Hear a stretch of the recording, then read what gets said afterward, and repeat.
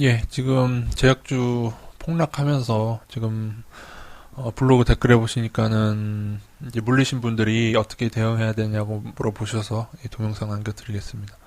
어, 제가 볼 때는 지금 투매는 좀 의미가 없을 것 같습니다. 제가 예전에 조화제약인데 요 조화제약 차트를 예전 걸 보여드리면서 제가 신라젠 경고할 때 조화제약 꼴난다고 경고 드렸죠. 근데 반등도 이제 비슷한 양상으로 가게 될 텐데요. 신라젠도 이제 하한가 조만간 멈추고 아마 오늘 멈추겠죠. 오늘 멈출 것 같은데 뭐 그러면서 조금 오리선타 흘러내리더라도 여기에 반등이 나오는데 이제 조화제약 하나 예전에 모습 보여드리면서 나오는 법을 좀 알려드리겠습니다. 일단 또 오해하지 마실 것은 반드시 조화제약처럼 되진 않습니다.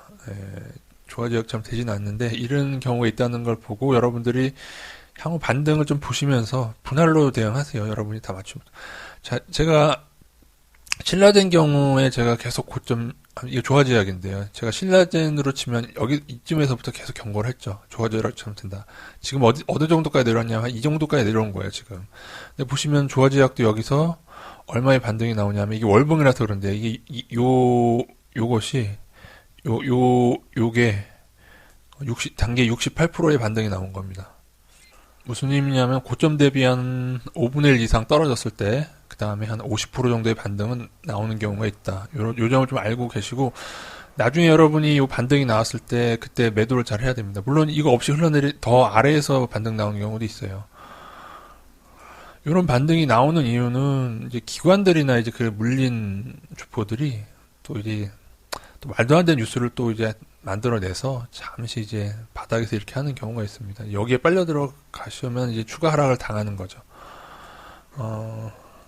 조화제약 같은 경우에는 다행히 상장 폐지는 안 되고 이렇게 가지만은 예전에 어떤 종목들이 이렇게 하락을 하고 반등이 오고 그다음에 더 한 다음에 이렇게 하다가 이렇게 상장 폐지돼서 상장 폐지되면 뭐 또 추가로 막 더 떨어지죠. 이렇게 해서 없어진 종목들이 꽤 많이 있습니다.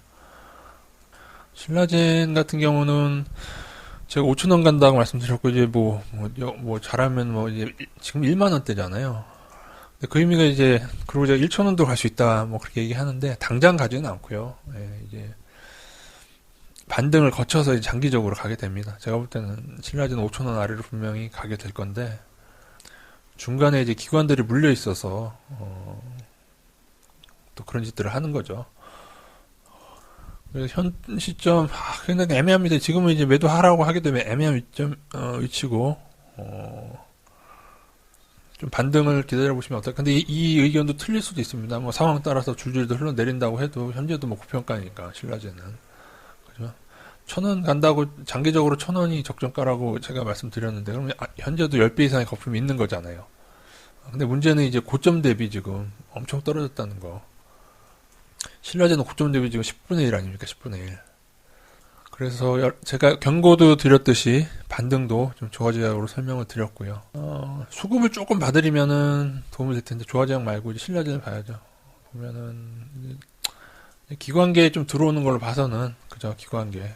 지들이 물렸으니까 이제 받아내려고 하다가 이제 개인들 투매에 하한가 풀렸다가 다시 하한가 간 거죠. 근데 기관들이 향후에 외국인 기관들 들어오면요, 얘네들이 반등을 만들어낼 가능성이 있습니다. 물론 이제 그건 장담을 못해요. 다시 이렇게 매도로 돌아서게 되면 외국인이 매도로 돌아서게 되면은 그건 반등이 굉장히 작을 수가 있습니다. 5일선 맞고 떨어지는 거예요. 아까 조화제약처럼 60%, 70% 반등이 못 나오고 한 그렇게 되는 경우에는 오히려 한 30에서 50% 반등으로 그치고 다시 제약을 하는 경우도 있습니다.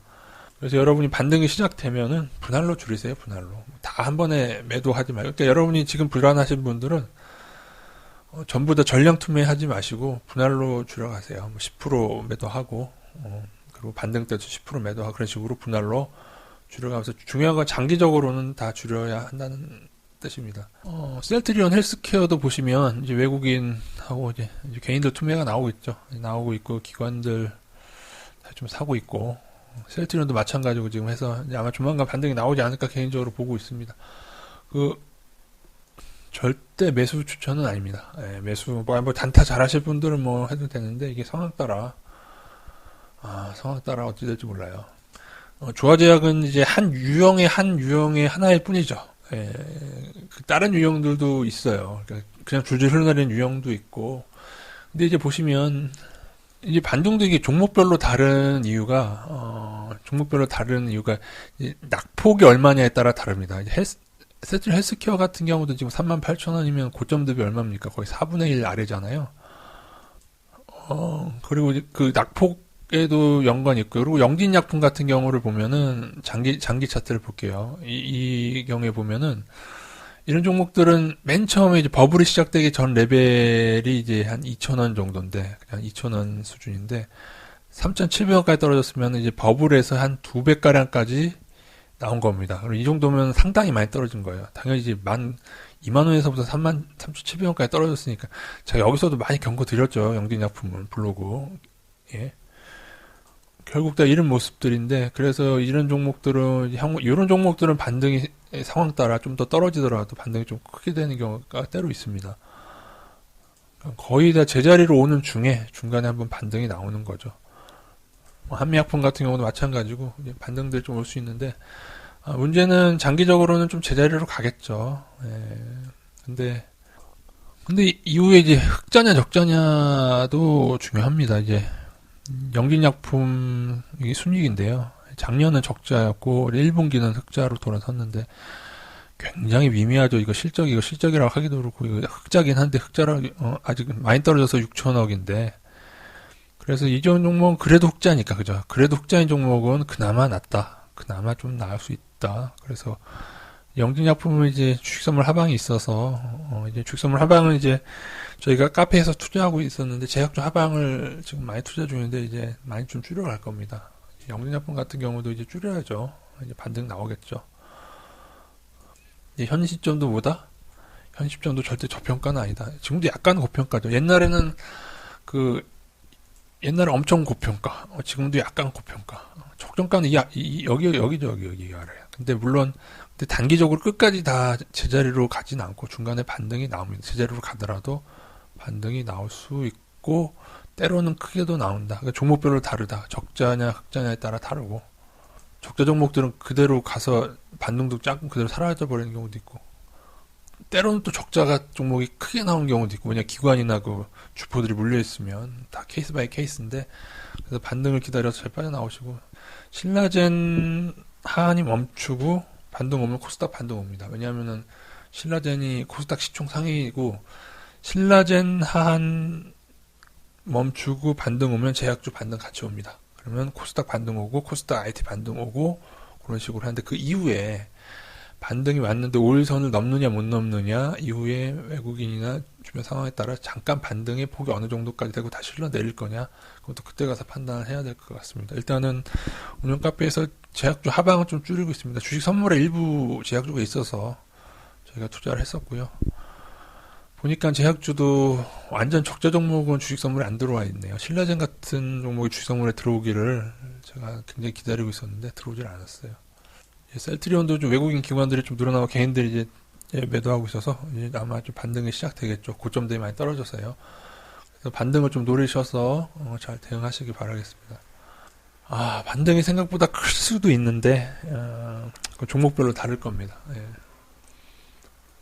아무튼 제가 경고를 드리고 그리고 이제 사실 주주들이 저를 욕을 많이 했죠. 이제 각 종목 올릴 때마다 각 주주들이 다 욕을 했습니다.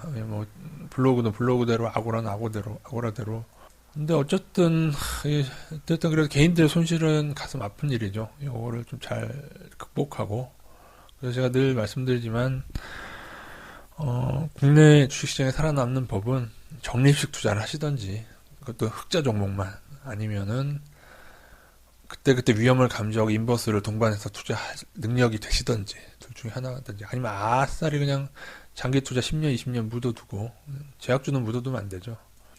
흑자 제약주 중에 제자리 부근으로 온 종목만 그것도 장기 가능합니다. 아무튼 적자 종목들은 반등 때 잘 나오시기 바라고 이제 코스닥 반등 시기 이제 조만간 오게 될 건데 그것도 저희가 잘 이용해 보도록 합니다. 코스피는 조금 이제 인버스를 계속 유지하고 코스닥 인버스를 좀 줄여가는 전략으로 이제 대응할 예정이 있습니다. 예, 이상입니다.